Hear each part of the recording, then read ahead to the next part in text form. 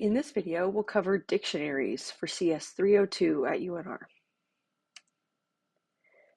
As a motivating example, we might work with some data that's in a tabular form where we have a bunch of different pieces of information like name, age, zip code, and others. And we might want to organize this data by one of these different categories. For example, we might be interested in organizing this data by name, or by age, or by zip code. If we decide we want to organize it by name, we would consider name to be our search key. So when we access the data, we would be able to use a name to get the rest of the information associated with that data entry. Examples of using a dictionary would be things like find the address of John Doe, or delete all employee information for ID 19320, etc.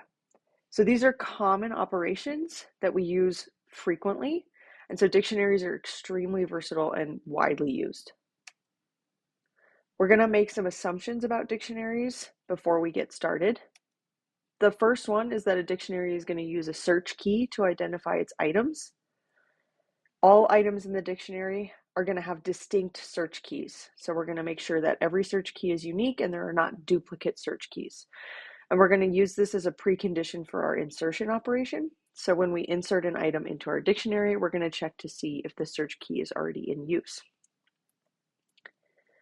And a client shouldn't be able to modify the value of an entry's search key once the entry is in the dictionary.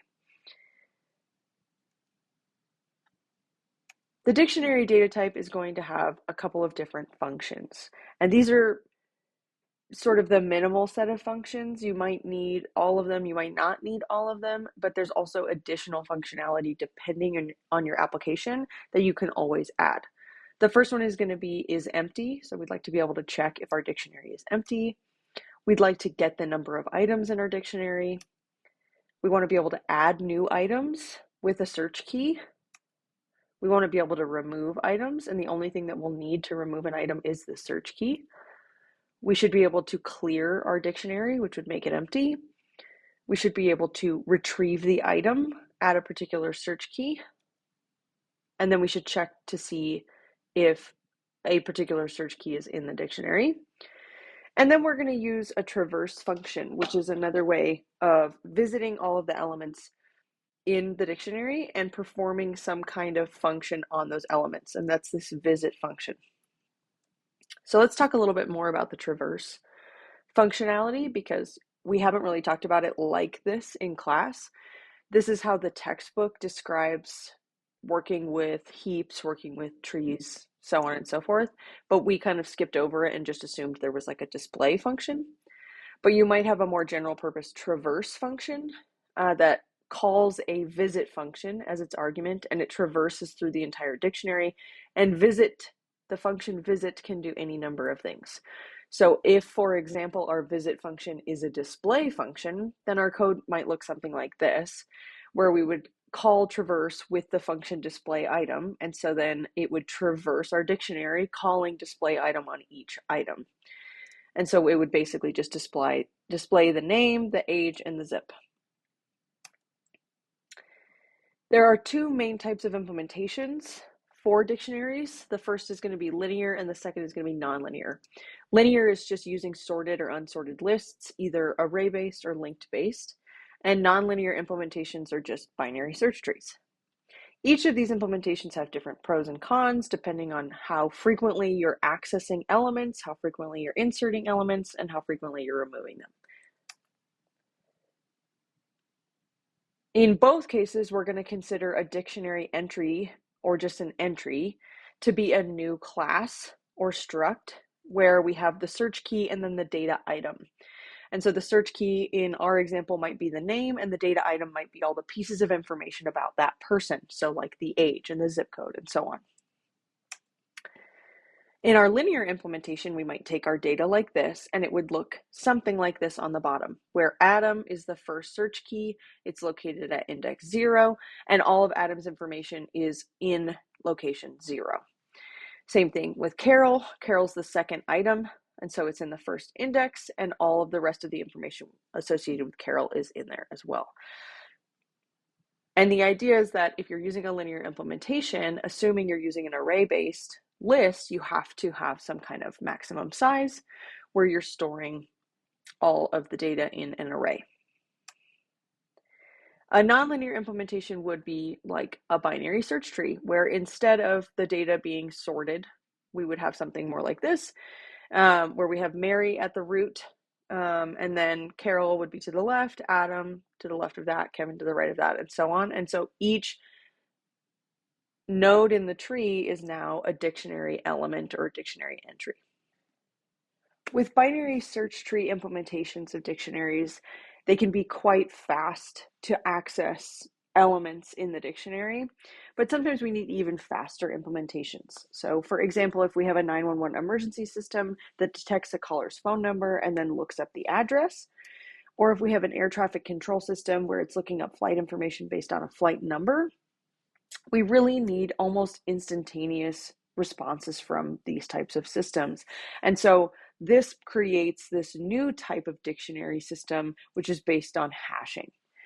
So hashing is really very simple. There's a lot of different hash functions and ways to do hashing, and we'll cover a couple of them in this video. But the idea behind hashing is that if we have a set of data like this, right? So let's say this is 911 data where maybe we have phone numbers, we have names, we have addresses, and some other information. And we're hoping to search through this database by phone number, and we want to be able to do it very quickly. So what we do is we create this hash function H, which takes as input the phone number or a search key and produces an index. And this index allows us to, in basically instantaneous time, identify the index of the entry that we're looking for so we can access the other pieces of information rather than searching through a binary search tree. So the idea again is that we have a search key which goes into an address calculator, address being the actual computational address, the computer address, and it gives us an index in our table of information.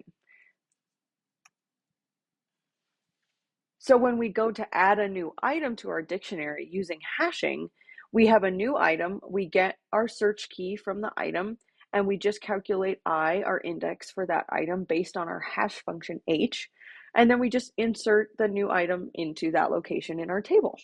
Easy enough.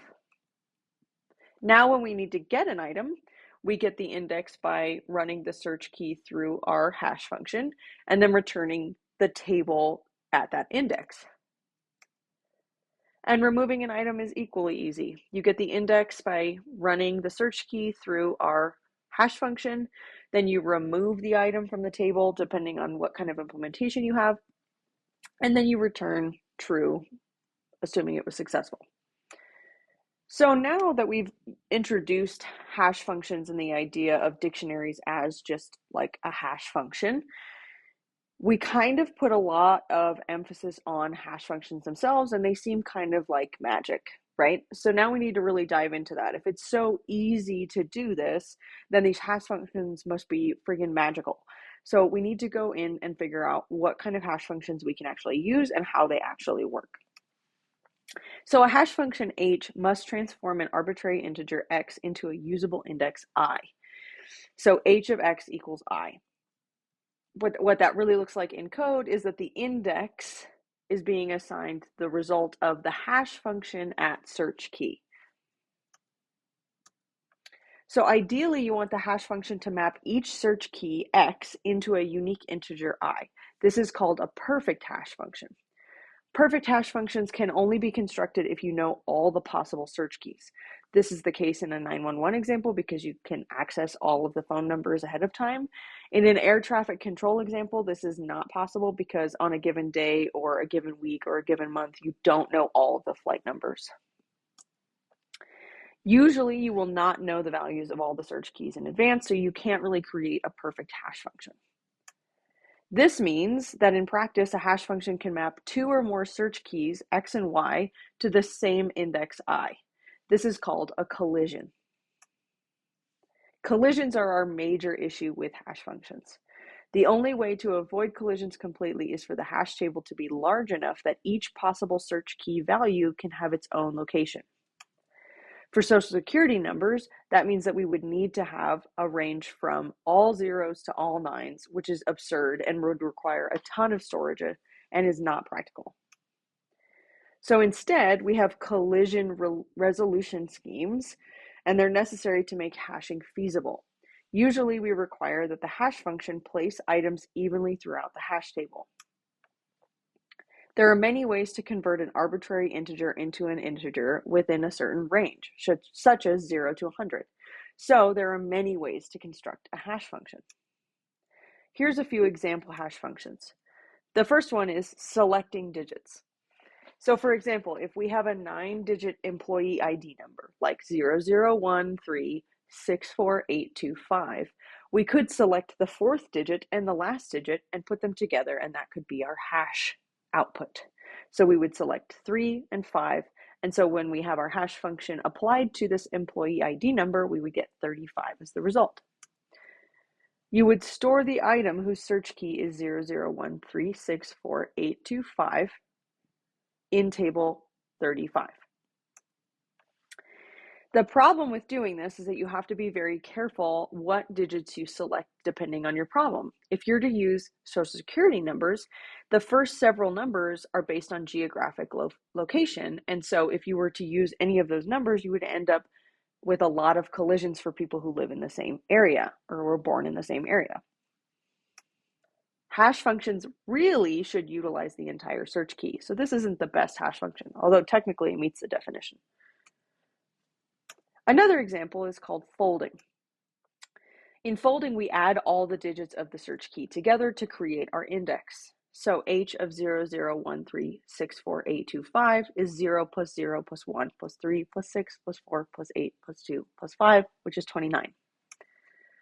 So for a 9-digit search key, so like a 9-digit employee ID number, our hash function maps numbers between 0 and 81, because you could add 9 times, and that's the biggest number you would get, and you could add 0 9 times, and that's the smallest number you would get. You could form 3 groups of 3 digits from the search key and add them like this. So you could get 001 plus 364 plus 825, and then you would have more options and fewer collisions.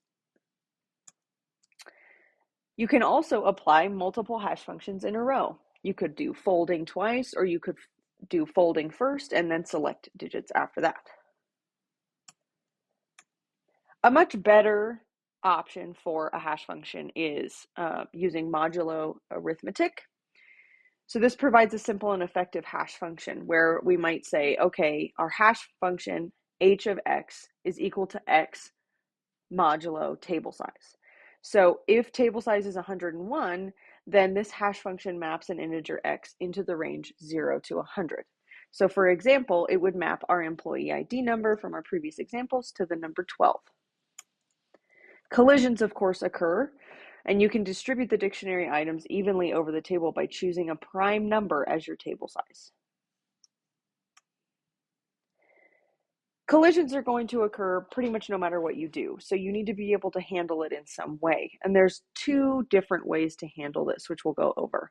But the idea is that if you insert a number, 7597, and a dictionary item, and it happens to map to table location 22, and then you go and you try to insert another number like 4567, and it also maps to table 22, then there's already something in that location and you need to figure out how you're going to handle it. There are 2 approaches, as I said. One is open addressing, and the other is called closed addressing, or just restructuring the hash table. One way to handle collisions is through open addressing. Open addressing basically tries to put items in a different location when it runs into a collision. So if we attempt to add a new item to the dictionary and the hash function finds that the location is already occupied, we look or probe for some other empty or open location. The sequence of locations that you examine is called a probe sequence. The remove and get item operations must be able to reproduce the probe sequence. that the add function uses, and it must do so efficiently. One example of this is linear probing. So if a particular table location is occupied, we just check the next location and the next location until we find an empty location. So that just means when we go to add, we've added one at a time to our index until we can actually insert our item. And then when we go to remove or to get the item, we have to follow that same probe sequence to find what we're looking for. So linear probing basically just ends up looking like this. At location 22, you tried to insert something, but you couldn't. And so instead, you add one to the index and then insert there. Another option is closed addressing or restructuring. So a hash table becomes an array of arrays or buckets, and we can also use separate chaining. So basically each array item in our hash table becomes an array itself, where now if you run into a collision, you just add another element at that location. And so we consider each array element to be a bucket that can contain multiple dictionary items. Another option for this is separate chaining, where each element of the array is now a linked list, so we can add items as needed whenever there's a collision. In this separate chaining example, we have our table where each item is a dictionary item, but inside of each item, it's actually a linked list of dictionary items. So anytime you have a collision, you just add another element to that linked list. So as long as you don't have too many collisions, these linked lists don't get too long and your efficiency still is very good. So that's pretty much it for dictionaries. We just have a little summary and then we'll be all done. Dictionaries support value-oriented operations, which means instead of just saying, hey, I want the data at index 1, you can say, hey, I want all the information about John Smith. And John Smith would be our search key, and there would be a ton of other information associated with him. Linear implementations of a dictionary are good only in limited situations. So this is the situation where you're using a linked list or an array-based list. And this is good for when the dictionary is small or we only need certain operations that aren't very expensive. Nonlinear implementations allow for the best of both worlds in terms of linked lists and array-based lists. And so for the most part, we use binary search trees for our dictionaries. And if we don't use binary search trees, then we use hashing. Hashing is a type of dictionary implementation where we calculate where a data item should be rather than searching for it. And hashing allows for very efficient retrievals, insertions, and removals. The hash function should be extremely easy to compute, and it should require only a few operations. And in addition to that, it should scatter the search keys evenly throughout the hash table. A collision occurs when two different search keys hash into the same array location. We can resolve collisions either through probing or chaining, where probing is open addressing and chaining is closed addressing.